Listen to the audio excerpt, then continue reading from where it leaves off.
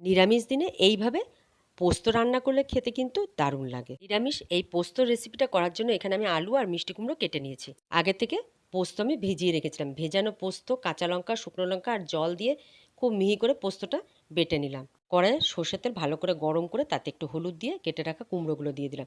এবার একটু লবণ দিয়ে খুব ভালো করে লাল লাল করে কুমড়োগুলো ভেজে নিলাম। আবারও কড়াই গরম করে তাতে বেশ কিছুটা পরিমাণে সর্ষের তেল গরম করে নিয়ে পাঁচ ফোড়ন আর শুকনো লঙ্কা ফোড়ন দিয়ে আলুগুলো দিয়ে দিলাম।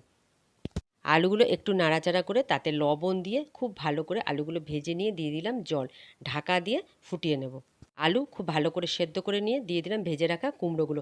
আলু আর কুমড়ো খুব ভালো করে নাড়াচাড়া করে বেটে রাখা পোস্তটা দিয়ে দিলাম। কুমড়ো আর আলুর সাথে খুব ভালো করে পোস্তটা মিশিয়ে রান্না করে নেব। আলু আর কুমড়োর সাথে খুব ভালো করে পোস্ত মিশে গেছে, নামাবার আগে দিয়ে দিলাম দুটো চেরা কাঁচা লঙ্কা।